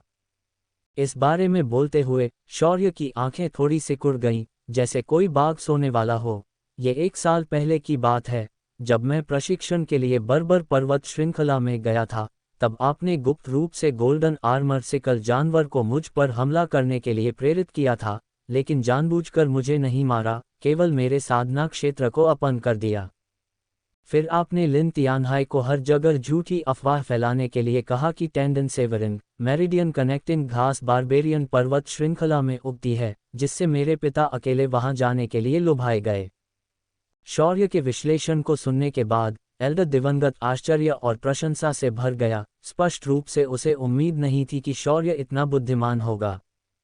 आश्चर्य के एक लंबे क्षण के बाद एल्डर दिवंगत अंततः दिल खोलकर हंसा। यह सही है, ये बिल्कुल वैसा ही है जैसा तुमने कहा था। राक्षसी जानवर द्वारा तुम पर हमला और तुम्हारे पिता की बर्बर पर्वत श्रृंखला की यात्रा, ये सब मेरी योजना का हिस्सा थे। शौर्य की आंखों में एक ठंडी चमक चमक उठी और उसने ठंडी आवाज में पूछा, क्या तुमने भी मेरे पिता की हत्या की है? एल्डर दिवंगत ने ठंडी मुस्कान के साथ अपना सिर हिलाया। जब वह बर्बर पर्वत श्रृंखला से चला गया, तो मैंने गुप्त रूप से उसका पीछा किया, उसे घेरने और मारने के लिए बड़ी संख्या में राक्षसी जानवरों को नियंत्रित करने की योजना बनाई, जिससे ये भ्रम पैदा हो कि वह बर्बर पर्वत श्रृंखला में गलती से मर गया था। हालांकि इससे पहले कि मैं कुछ कर पाता, वह रहस्यमय तरीके से गायब हो गया। मैंने उसकी आभा का पूरा पता ही नहीं लगाया, मानो वह हवा में गायब हो गया हो। शौर्य ने देखा कि जब एल्डर दिवंगत बोल रहा था, तो उसकी अभिव्यक्ति और आचरण स्वाभाविक था, और उसकी आंखें जरा सी भी नहीं झपक रही थीं, जो पूरी तरह से झूठ बोलने वाले व्यक्ति के विपरीत था। इसके अलावा इस यात्रा पर उसका इरादा निश्चित रूप से शौर्य की जान लेना था, इसलिए उसे किसी ऐसे व्यक्ति से झूठ बोलने की कोई आवश्यकता नहीं थी जो मरने वाला था। एल्डर दिवंगत ने उदासीनता से कंधे उचकाए और आगे कहा, लेकिन अब यह महत्वपूर्ण नहीं है, क्योंकि वह आधे साल से वापस नहीं आया है, इसलिए उसका वापस आना असंभव है। और अगर वह वापस भी आ गया, तो ये बेकार होगा। लिन परिवार अब पूरी तरह से मेरे नियंत्रण में है और मेरी हर आज्ञा का पालन करता है। वे अब उसे लिन परिवार का मुखिया नहीं मानेंगे। शौर्य ने भावशून्यता से पूछा, यहाँ आने का आपका उद्देश्य वह शक्ति प्राप्त करना है ना? शौर्य अच्छी तरह से जानता था कि उसे लिन परिवार से निष्कासित कर दिया गया था, और परिवार के मुखिया के रूप में एल्डर दिवंगत की स्थिति बहुत स्थिर थी, इसलिए उसे लगातार परेशान करने की कोई आवश्यकता नहीं थी। अब वह उसका पीछा इसलिए कर रहा था ताकि राक्षसी देवता न्यूक्लियस क्रिस्टल की शक्ति प्राप्त कर सके। तुम वाकई काफी होशियार हो। चूंकि तुम जानते हो, तो जल्दी से वह शक्ति सौंप दो। एल्डर दिवंगत ने अपनी सफ़ेद भौहें सिकोड़ लीं। ऐसा लग रहा था जैसे आसपास के राक्षसी जानवरों को किसी प्रकार का आदेश मिल गया हो और वे सभी आगे बढ़ गए, तथा शौर्य के चारों ओर घेरा लगातार मजबूत करते गए। 100 से अधिक राक्षसी जानवरों की घेराबंदी का सामना करते हुए शौर्य ने कोई डर नहीं दिखाया। वह अभी भी शांति से अपनी जगह पर खड़ा था, यहाँ तक कि उसने अपनी आंखें भी बंद कर ली थीं। 2 तेज तेंदुओं ने दहाड़ते हुए सबसे पहले शौर्य की ओर झपट्टा मारा। शौर्य ने अचानक अपनी आंखें खोलीं। आध्यात्मिक गहन सत्य सूक्ष्म अनुभूति। एक पल में दोनों स्विफ्ट तेंदुओं की गति दर्जनों बार धीमी हो गई। उनका हर 1 मिलीमीटर चलना 1 मीटर जैसा लग रहा था। जैसे ही 2 तेज तेंदुआ झपटने वाले थे, शौर्य ने लापरवाही से अपनी लंबी तलवार घुमाई। स्विश स्विश, 2 ठंडी रोशनियां चमक उठीं। 2 सिर, जिन पर खून की बड़ी बड़ी फुहारें थीं, हवा में ऊंचे उछाले गए। 2 सिरविहीन लाशें जमीन पर जोर से गिरी और शौर्य के बाएं और दाएं तरफ से पीछे की ओर खिसक गईं, जिससे जमीन पर 2 गड्ढे बन गए। एल्डर दिवंगत को उम्मीद नहीं थी कि ये 2 लेवल 1 राक्षसी जानवर शौर्य को मार पाएंगे। हालांकि शौर्य को इतनी आसानी से उन्हें हल करते देखकर वह खुद को थोड़ा हैरान महसूस करने से नहीं रोक सका। ऐसा लगता है कि तुम मेरी कल्पना से भी अधिक शक्तिशाली हो। एल्डर दिवंगत ने हाथ हिलाया। कई और स्तर 1 भयंकर जानवरों ने एक साथ शौर्य को घेर लिया और हमला कर दिया। हालांकि जैसे ही वे शौर्य के पास पहुंचे, वे उसकी तलवार से साफ और निर्णायक रूप से कट गए। क्या तुम अब भी उस शक्ति का उपयोग नहीं करने जा रहे हो? मैं देखना चाहता हूं कि तुम कितने समय तक टिक सकते हो। एल्डर दिवंगत ने हार नहीं मानी और शौर्य को घेरने और हमला करने के लिए अधिक भयंकर जानवरों को नियंत्रित करना जारी रखा। लेकिन वह खुद कुछ दूरी पर खड़ा था, हमेशा शौर्य से सुरक्षित दूरी बनाए रखते हुए, कोई कदम उठाने का इरादा नहीं रखता था। क्योंकि वह शौर्य की शक्ति से सावधान था। वह अपने दिल में अच्छी तरह से जानता था कि अगर शौर्य ने उस शक्ति का इस्तेमाल किया, तो उसके पास जीतने का बिल्कुल भी मौका नहीं होगा। उसने पहले से ही इतने सारे राक्षसी जानवरों को इसलिए बुलाया था ताकि वह शौर्य की भयानक शक्ति से निपट सके। क्या तुम सच में सोचते हो कि उस शक्ति का उपयोग करने के बाद ये राक्षसी जानवर अकेले ही मुझे रोक सकते हैं? शौर्य ने राक्षसी जानवरों के समूह को देखा, मानो उसकी नज़र में वे चींटियों से अलग नहीं थे। आप कोशिश कर सकते हैं। एल्डर दिवंगत के मुंह के कोने पर एक खतरनाक चाप बना, और फिर उसने एक साथ सभी राक्षसी जानवरों को नियंत्रित किया और शौर्य के खिलाफ पूर्ण पैमाने पर घेराव शुरू कर दिया। एक बार जब शौर्य ने उस शक्ति का उपयोग किया, तो एल्डर दिवंगत राक्षसी जानवरों को नियंत्रित करके उसे रोक लेगा, जबकि वह पहले अवसर पर भाग सकता था। जब तक उस शक्ति की अवधि समाप्त होती रहेगी, शौर्य एक अपंग से भिन्न नहीं रहेगा, जिसे उसकी दया पर छोड़ दिया गया है। शौर्य ने स्वाभाविक रूप से एल्डर दिवंगत के विचारों को समझा, लेकिन उसे कहना पड़ा कि उसके विचार बहुत भोले थे। यदि शौर्य ने वास्तव में राक्षसी देवता न्यूक्लियस क्रिस्टल की शक्ति का उपयोग किया होता, तो स्तर 2 राक्षसी जानवरों का एक बड़ा समूह भी शौर्य को एल्डर दिवंगत को मारने से नहीं रोक पाता। हालांकि शौर्य ने राक्षसी देवता न्यूक्लियस क्रिस्टल की शक्ति का उपयोग करने की योजना नहीं बनाई थी, क्योंकि एक बार इस शक्ति का उपयोग करने के बाद वह कम से कम 3 दिन और 3 रातों के लिए बेहोश हो जाएगा। खतरनाक बारबेरियन पर्वत श्रृंखला में 3 दिन और 3 रात तक बेहोश रहने का क्या मतलब होगा? इसका मतलब था कि बचने की संभावना लगभग न के बराबर थी। जब तक कि यह जीवन या मृत्यु का संकट न हो, शौर्य राक्षसी देवता न्यूक्लियस क्रिस्टल की शक्ति का उपयोग बिल्कुल नहीं करेगा। ये चींटियां मेरी उस शक्ति का उपयोग करने के योग्य नहीं हैं। शौर्य ने अपनी लंबी तलवार में बड़ी मात्रा में युआन क्यूई डाली। विश्व शमन दिव्य तलवार कला प्रथम रूप। उसी क्षण राक्षसी जानवरों का समूह निकट आने वाला था। शौर्य की आकृति टिमटिमा उठी और अचानक अपने मूल स्थान से गायब हो गई। केवल एक चमकदार तलवार की रोशनी बची थी, जो अनगिनत राक्षसी जानवरों के बीच चमक रही थी और तुरंत ही घेरा तोड़ रही थी। दरार दरार, एक के बाद एक मजबूत शरीर कमर से तुरंत अलग हो गए और 2 हिस्सों में अलग हो गए। इस बीच शौर्य भयंकर जानवर के घेरे के बाहर प्रकट हुआ, उसकी कीमती तलवार उसके पीछे ऊंची उठी हुई थी। क्या? एल्डर दिवंगत की पुतलियां तेजी से अंदर की ओर सिकुड़ गईं, उसके चेहरे पर अविश्वास का भाव दिखाई दिया। एक ही क्षण में 1 दर्जन से अधिक राक्षसी जानवर पूरी तरह से नष्ट हो गए। चाहे वे स्तर 1 या स्तर 2 के राक्षसी जानवर थे, शौर्य के सामने उनके बीच कोई अंतर नहीं था। एक ही वार से वे सभी तुरंत मारे गए। ये शक्ति तो बहुत ही राक्षसी थी। एल्डर दिवंगत अच्छी तरह से जानता था कि जब शौर्य उस विशेष शक्ति का उपयोग करेगा, तो उसके पूरे शरीर की त्वचा लाल हो जाएगी, चमकदार हो जाएगी और हरा धुआं निकलेगी। हालांकि इस समय शौर्य की शारीरिक स्थिति पूरी तरह से सामान्य थी, जो स्पष्ट रूप से दर्शाता है कि उसने उस शक्ति का उपयोग नहीं किया था। एल्डर दिवंगत ने शुरू में सोचा था कि जब शौर्य उस शक्ति का उपयोग नहीं करता था, तो वह सिर्फ कचरे का एक टुकड़ा था जिसे आसानी से कुचला जा सकता था। लेकिन उसने ये पूरी तरह से कम करके आंका था कि उस शक्ति का उपयोग किए बिना भी शौर्य के पास वास्तव में इतनी भयानक ताकत थी। एल्डर दिवंगत शौर्य की ताकत से इतना दंग रह गया कि वह वहीं जम गया और काफी देर तक कोई प्रतिक्रिया नहीं की। शौर्य बस अपनी बढ़त को बढ़ाने और विश्व को नष्ट करने वाली दिव्य तलवार कला को फिर से शुरू करने वाला था। लेकिन ठीक इसी क्षण उसकी आत्मा की गहराई से एक तीव्र पीड़ा उठी। ये हो सकता है। शौर्य की आंखें चौड़ी हो गईं, उसकी पुतलियां तेजी से सिकुड़ गईं। यह अनुभूति ऐसी थी मानो उसकी आत्मा की नाल में एक नया जीवन पनप रहा हो, जो इस क्षण जन्म लेने वाला हो। इसमें कोई गलती नहीं है, उसकी मार्शल आत्मा का जन्म होने वाला है।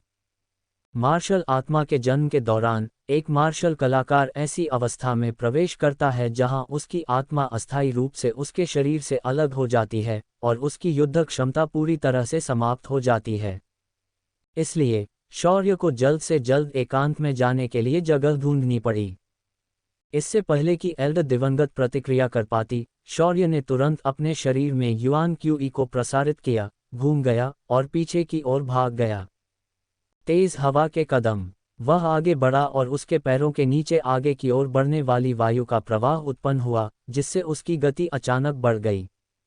एक सहज कदम के साथ उसका शरीर हवा में 10 मीटर आगे बढ़ गया। एक शाखा पर अपने पैर की उंगलियों को हल्के से थपथपाते हुए उसका शरीर, जो डूबने ही वाला था, फिर से हवा में तेजी से दौड़ने लगा। कुछ ही कदम में शौर्य कई दर्जन मीटर आगे निकल गया था। इस दृश्य ने एल्डर दिवंगत को चकित कर दिया। उसने कभी उम्मीद नहीं की थी कि शौर्य न केवल शक्तिशाली था, बल्कि उसकी चाल तकनीक भी इतनी दुर्जेय थी। तीव्र पवन कदम शौर्य द्वारा अपने पिछले जीवन में अक्सर इस्तेमाल की जाने वाली गति तकनीकों में से एक है।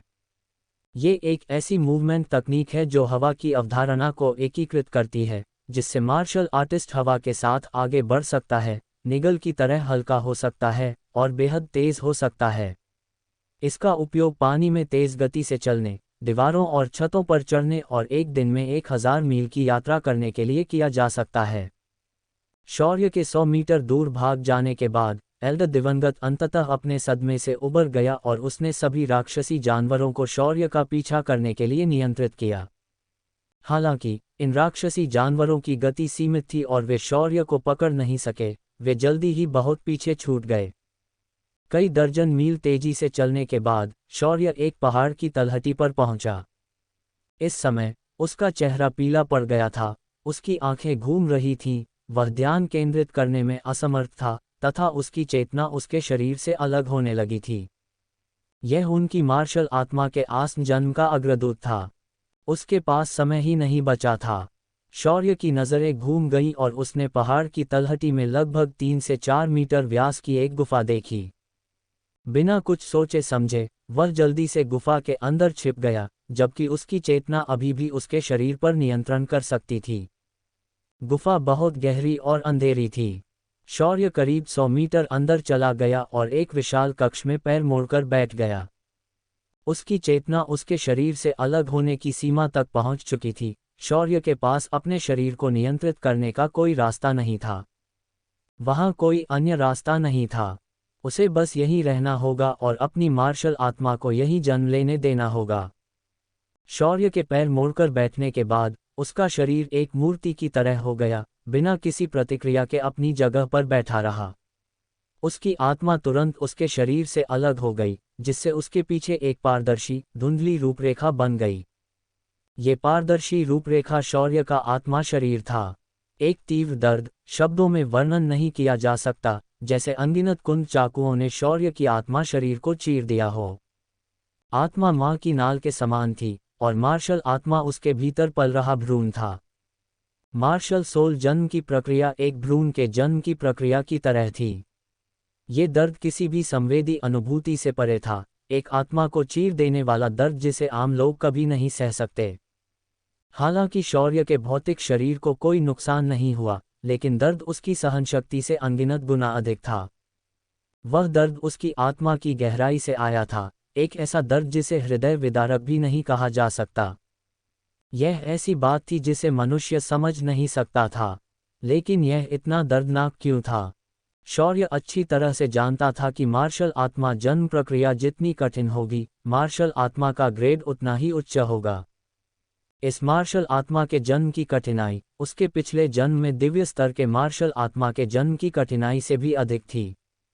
इससे किस प्रकार की मार्शल आत्मा पैदा होगी, शौर्य कल्पना नहीं कर सकता था। चाहे जो भी पैदा हो, मुझे उसे सहना होगा। मुझे यहाँ नहीं गिरना चाहिए। पुनर्जन्म स्वर्गीय सम्राट, अमर महिला हंसिका वे अभी भी दिव्य क्षेत्र में स्वतंत्र रूप से रह रहे हैं। अगर मैं ये दर्द भी सहन नहीं कर सकता, तो मैं उनसे बदला कैसे ले सकता हूँ? शौर्य अपने दिल में दहाड़ा। वह अपना बदला लेने के लिए दिव्य लोक में लौटना चाहता था। ये वह जुनून था जिसे उसे बरकरार रखना था। जब तक ये लक्ष्य प्राप्त नहीं हो जाता, वह कभी हार नहीं मानेंगे। एक पल में शौर्य की त्वचा पर बड़ी संख्या में रहस्यमय काले रंग दिखाई दिए, जो एक प्राचीन आदिम आभा से भरे हुए थे। विस्फोट पैदा हो, जैसे अनगिनत रून एकत्रित हुए। एक विशाल और शानदार शक्ति, सितारों की तरह, एक ज्वालामुखी की तरह जो सैकड़ों लाखों वर्षों से उबल रही थी, तुरंत शौर्य के शरीर से फट गई। एक क्षण में तेज प्रकाश चमक उठा। शौर्य के पीछे दो धुंधले प्रेत हवा से प्रकट हुए। 10 मीटर ऊंची एक मानव जैसी छाया और एक काली प्राचीन दिव्य तलवार। मानव जैसी छाया एक विशाल शक्ति से घिरी हुई थी जिसने अंतरिक्ष को विकृत कर दिया था। इसकी रूपरेखा धुंधली दिखाई दे रही थी। इसके सिर पर 7 आंखें थीं, 3 बाईं ओर, 3 दाईं ओर, और माथे के बीच में एक खड़ी विशाल आंख थी। ये सभी आंखें बंद थीं, एक प्राचीन आदिम आभा से भरी हुई, जैसे कि कोई प्राचीन दानव देवता सो रहा हो। और दिव्य तलवार पर अनगिनत गहन रून उत्कीर्ण थे, जैसे स्वर्ग और पृथ्वी द्वारा पोषित एक दिव्य तलवार। उनके जन्म के समय 9 स्वर्गों में काले बादलों को एक विशाल दिव्य शक्ति द्वारा बलपूर्वक तितर बितर कर दिया गया। तेज हवाएं चलीं, बिजली चमकी और गड़गड़ाहट हुई। संपूर्ण आकाश और पृथ्वी का रंग बदल गया, जिससे एक आश्चर्यजनक खगोलीय घटना घटित हुई। ऐसा लग रहा था मानो कोई प्राचीन आदिम दानव देवता संसार पर उतरने वाला है। 100 मील के भीतर जंगल में विचरण करने वाले सभी राक्षस पशु उस विशाल आभा के सामने तुरंत ही समर्पित हो गए और भूमि पर गिरकर दंडवत प्रणाम करने लगे तथा उनके शरीर निरंतर कांपने लगे। यहाँ तक कि एल्ड दिवंगत द्वारा नियंत्रित राक्षसी जानवर भी तुरंत उसके नियंत्रण से मुक्त हो गए, मानो दुनिया की सबसे भयानक चीज का सामना कर रहे हों और बिना सिर वाली मक्खियों की तरह बिखर गए। क्या हो रहा है? एल्ड दिवंगत, जो गुफा के प्रवेश द्वार पर पहुंच गया था, इतना डर गया था कि उसका शरीर अकड़ गया और वह जमीन पर गिर गया, भय से भरे चेहरे के साथ गुफा को घूर रहा था। ये भयानक आभा क्या है? एल्ड दिवंगत को अब शौर्य का पीछा करने की परवाह नहीं थी। डर के मारे वह जल्दी से घूमा और पीछे की ओर भाग गया। जीवन में पहली बार उसे एहसास हुआ कि उसकी शक्ति कितनी तुच्छ है। इस विशाल आभा के सामने उसे ऐसा महसूस हुआ जैसे वह चींटी भी नहीं है। ये तो अकल्पनीय था कि इस गुफा में किस प्रकार की डरावनी सत्ता विद्यमान थी। बूम बूम बूम, धरती जोर से हिल उठी और पहाड़ तथा चोटियां एक विशाल आभा से ढक गईं। तथापि ये तो बस शुरुआत थी। वह विशाल दिव्य शक्ति सीधे आकाश में उठी, पूरे आकाशमंडल को फैलाती हुई तथा अनंत तारों वाले आकाश में जा गिरी। संपूर्ण बारबेरियन पर्वत श्रृंखला, संपूर्ण महाद्वीप और यहाँ तक कि संपूर्ण समतल शून्य भी सितारों की तरह इस विशाल आभा से चकित थे। किंग सिटी, शाही पोशाक पहने एक अधेड़ उम्र का आदमी भव्य हॉल में खड़ा था, भयभीत होकर युजोऊ की दिशा में देख रहा था। एक दिव्य घटना घटी है, क्या कोई देवता अवतरित हुआ है? एक निश्चित संप्रदाय, सफेद बाल और दाढ़ी वाले एक बूढ़े व्यक्ति के मुंह के कोने से खून बह रहा था। इतना शक्तिशाली प्राणी अचानक इस भूमि पर कैसे उतर आया? महाद्वीप की चोटी, ड्रैगन रेस पर्वत श्रृंखला, बादलों के बीच से उड़ता हुआ 1000 मीटर लंबा बाढ़ का ड्रैगन अचानक अपना सिर घुमाता है, उसकी पीली पुतलियां भय से भर जाती हैं। ऐसा शक्तिशाली प्राणी वास्तव में मनुष्यों के बीच पैदा हो गया है। ऐसा लगता है कि ड्रैगन जाति का विनाश दूर नहीं है।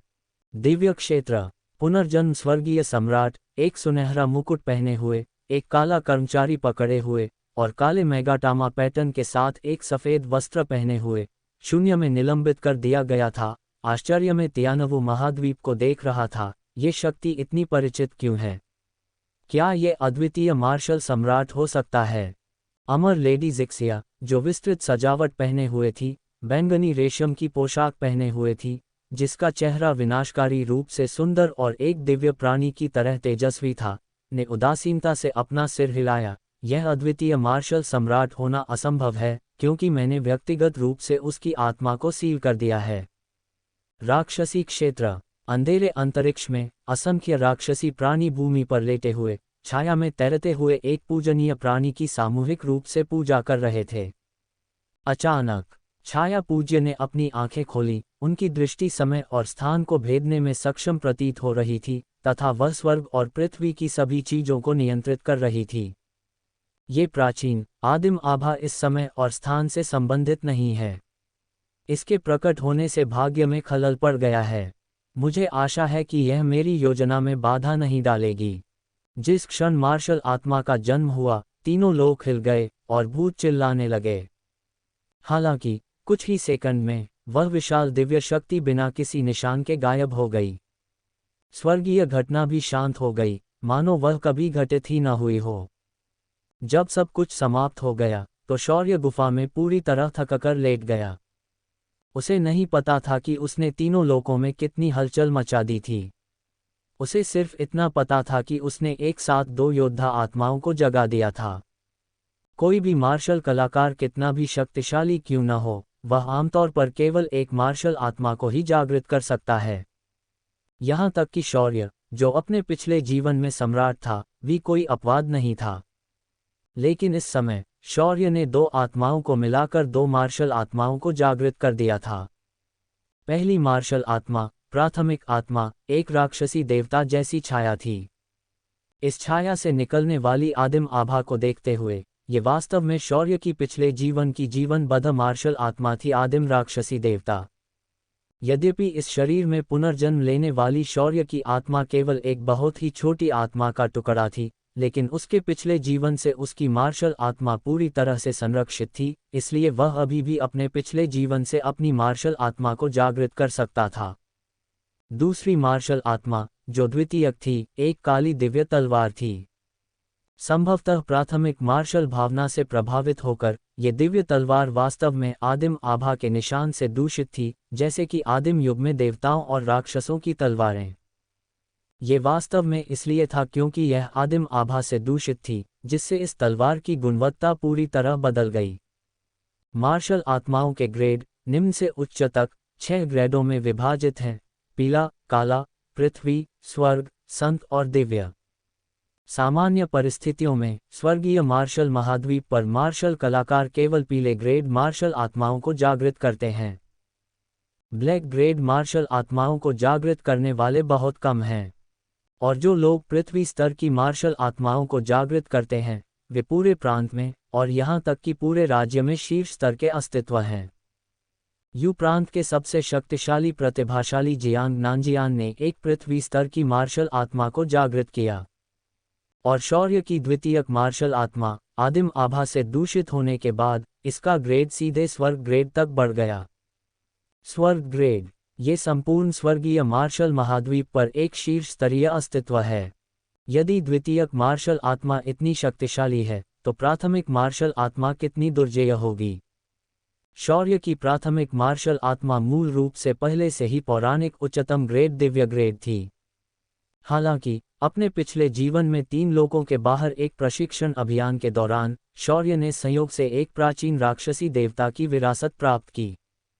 विरासत के कारण शौर्य की दिव्य श्रेणी की मार्शल आत्मा में परिवर्तन हुआ और वह दिव्य श्रेणी से परे अस्तित्व में आ गई। ये तीनों लोकों में एक अद्वितीय और अद्वितीय मार्शल आत्मा बन गई। शौर्य ने इस मार्शल आत्मा का नाम बदलकर आदि राक्षसी देवता रख दिया। ये वास्तव में आदि राक्षसी भगवान की शक्ति के कारण ही था कि शौर्य अपने पिछले जीवन में दिव्य क्षेत्र पर हावी होने में सक्षम था और उसे शाश्वत मार्शल सम्राट का ताज पहनाया गया था। हालांकि क्योंकि उसके पिछले जीवन की आत्मा अधूरी है, शौर्य वर्तमान में आदि राक्षसी भगवान की क्षमताओं को उजागर नहीं कर सकता है। भले ही उसके पिछले जीवन की आत्मा पूरी थी, शौर्य का वर्तमान क्षेत्र बहुत कम है और आदि राक्षसी भगवान की क्षमताओं को उन्मुक्त करने के लिए आवश्यक विशाल उपभोग को बनाए रखने के लिए पर्याप्त महत्वपूर्ण ऊर्जा प्रदान करने में सक्षम नहीं है। इसके अलावा आदि राक्षसी भगवान की शक्ति बहुत अधिक विश्वव्यापी है। बहुत अधिक ध्यान आकर्षित करने से बचने के लिए, जब तक कि यह जीवन और मृत्यु का मामला न हो, शौर्य इसका उपयोग जल्दबाजी में नहीं कर सकता है और इसे छिपाने की पूरी कोशिश करनी चाहिए। द्वितीयक मार्शल आत्मा को छद्म रूप में धारण करके जब तक शौर्य जानबूझकर अपनी प्राथमिक मार्शल आत्मा को प्रकट नहीं करता, कोई भी ये नहीं बता पाएगा कि उसकी जीवनबद्ध मार्शल आत्मा क्या है। चूंकि ये तलवार आदिम राक्षसी भगवान की आभा से दूषित हो गई है, इसलिए मैं, ये सम्राट, इसका नाम राक्षसी भगवान की तलवार रखूंगा। शौर्य ने नामकरण पर ध्यान नहीं दिया और सीधे तलवार मार्शल आत्मा के लिए एक नाम तय कर लिया। आदि राक्षसी देवता की अवशिष्ट आभा के कारण किसी भी राक्षसी जानवर ने लंबे समय तक शौर्य के क्षेत्र में आने की हिम्मत नहीं की। इस प्रकार पूरी तरह से थके हुए शौर्य गुफा में शांति से सो गए। यह नींद एक दिन और एक रात तक चली। अगले दिन शौर्य ने कोमल सूर्य प्रकाश में अपनी आंखें खोली और तुरंत ऊर्जा से भरपूर तथा उत्कृष्ट शारीरिक स्थिति में महसूस किया। स्पष्टतः एक दिन और एक रात सोने के बाद उनकी मानसिक और जीवन ऊर्जा दोनों पूरी तरह से ठीक हो गई थीं। ऐसा लगता है कि अब समय आ गया है कि मुझ सम्राट की, मेरे पिछले जन्म की बची हुई आत्मा को विलय कर दिया जाए। शौर्य तुरंत पालती मारकर बैठ गया और समचतुर्भुज आकार का क्रिस्टल निकाला जो हल्का लाल चमक रहा था। ये वास्तव में आत्मा जैद टुकड़ा था जिसने शौर्य की अवशिष्ट आत्मा को सील कर दिया था। जब तक वह अवशिष्ट आत्मा को इस आत्मा जैद टुकड़े के भीतर विलीन कर देगा, शौर्य की मानसिक ऊर्जा बहुत बढ़ जाएगी। आत्मा, वापस आओ। शौर्य ने अपनी दिव्य भावना को आत्मा जैद टुकड़े में घुसपैठ कर दिया और अपनी अवशिष्ट आत्मा के साथ जोड़ दिया। दोनों एक दूसरे के साथ प्रतिध्वनित हुए तथा शीघ्र ही जल और दूध की भांति एक दूसरे में विलीन हो गए, जैसे कोई बच्चा अपनी माँ की गोद में लौट रहा हो तथा उसे ऐसा महसूस हो रहा हो कि वह मांस और रक्त से जुड़ा हुआ है। 1 घंटे बाद जब शौर्य ने फिर से अपनी आंखें खोली तो उसने आत्मा के जैद टुकड़े से अवशिष्ट आत्मा को पूरी तरह से मिला दिया था। अवशिष्ट आत्मा के विलय के बाद शौर्य की मानसिक ऊर्जा फिर से काफी बढ़ गई थी। मैं, इस सम्राट की वर्तमान मानसिक ऊर्जा के साथ महान सम्मोहन तकनीक का प्रदर्शन करने में मूल रूप से कोई समस्या नहीं होनी चाहिए। शौर्य ने संतोष में सिर हिलाया। महान सम्मोहन तकनीक का प्रदर्शन करने में सक्षम होने का मतलब था कि वह कई ऐसी चीजें कर सकता था जो आम लोग नहीं कर सकते थे। हालांकि ये पर्याप्त नहीं था। अपने दिव्य इंद्रिय क्षेत्र को उन्नत करने के लिए शौर्य को अपने पिछले जीवन के अधिक अवशिष्ट आत्मा अंशों को मिलाना होगा। पर्याप्त शक्ति प्राप्त करने के बाद शौर्य को तीनों लोकों में बिखरे हुए आत्मा के टुकड़ों की खोज के लिए यू प्रांत और दक्षिणी ग्रीष्मकालीन साम्राज्य को छोड़ना होगा। केवल तभी उसका दिव्य इंद्रिय क्षेत्र उसके पिछले जीवन के सुपर दिव्य क्षेत्र में वापस आ सकता है।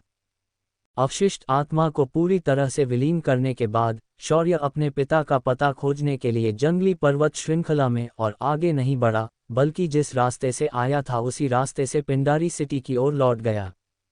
लिन तियानयिन के विवरण के अनुसार उसके पिता का गायब होना इतना आसान नहीं था। शौर्य के वर्तमान दायरे में उसके पास जांच करने की पर्याप्त क्षमता नहीं थी। शौर्य की वर्तमान प्राथमिकता अपनी ताकत बढ़ाना थी। शौर्य की पिछली जिंदगी की यादों में एक दिव्य स्तर की साधना तकनीक सीलबंद थी। इस तकनीक की सही समझ विकसित करने से भी ताकत में उछाल आ सकता है। हालांकि इस तकनीक को विकसित करने के लिए बड़ी मात्रा में संसाधनों की आवश्यकता होती है। पिंडारी सिटी एक छोटा शहर है जहां संसाधनों की भारी कमी है तथा यह इस तकनीक को विकसित करने के लिए आवश्यक उपभोग उपलब्ध कराने में पूरी तरह से असमर्थ है। इसलिए शौर्य को इस तकनीक की खेती को बनाए रखने के लिए आवश्यक संसाधनों को प्राप्त करने के लिए पिंडारी सिटी छोड़ना होगा। 2 दिनों में पिंडारी सिटी अपनी वार्षिक मार्शल आर्ट प्रतियोगिता आयोजित करेगा।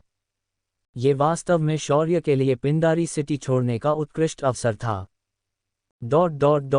किंगयुन शहर के उत्तर में मार्शल आर्ट प्रतियोगिता हॉल के सामने ब्लूस्टोन स्क्वायर पहले से ही लोगों से भरा हुआ था। मार्शल आर्ट प्रतियोगिता पिंडारी सिटी द्वारा आयोजित एक एकीकृत परीक्षा है जिसमें भाग लेने के लिए प्रतिभागियों की आयु 15 वर्ष से अधिक होनी चाहिए। मार्शल आर्ट प्रतियोगिता में उत्कृष्ट प्रदर्शन करने वालों को विभिन्न मार्शल आर्ट अकादमियों में प्रवेश का अवसर मिलेगा। कुल 5 मार्शल आर्ट अकादमियां शिष्यों की भर्ती के लिए आईं। Luoyang martial academy, Luoyun martial academy, Tongnan martial academy, Bishan martial academy, Yu प्रांत मार्शल मनो। पहले 4 मार्शल अकादमियां छोटे शहरों में स्थापित की गई थीं। ये छोटे शहर जैसे कि पिंडारी सिटी, सभी यू प्रांत के मुख्य शहर के अधिकार क्षेत्र में हैं। बात सिर्फ इतनी है कि उनके संसाधन पिंडारी सिटी की तुलना में अधिक समृद्ध हैं, इसलिए उन्होंने स्थानीय स्तर पर मार्शल अकादमियों की स्थापना की। उनके पास ज़्यादा पृष्ठभूमि या आधार नहीं है। दूसरी ओर, Yu prefecture martial manor, Yu prefecture के मुख्य शहर में दक्षिणी समर किंगडम द्वारा स्थापित एक शाखा है। इसकी एक गहरी शाही पृष्ठभूमि, प्रचुर मात्रा में खेती के संसाधन, एक गहन नींव और एक लंबा इतिहास है। यू प्रांत मार्शल मैनर पूरे यू प्रांत क्षेत्र में मार्शल आर्ट के लिए सर्वोत्तम पवित्र स्थान है। यू प्रांत मार्शल मैनर सीमित संख्या में छात्रों की भर्ती करता है। प्रत्येक वर्ष प्रत्येक छोटे शहर में केवल 2 स्थान होते हैं तथा छात्रों की आयु 15 से 18 वर्ष के बीच होनी चाहिए।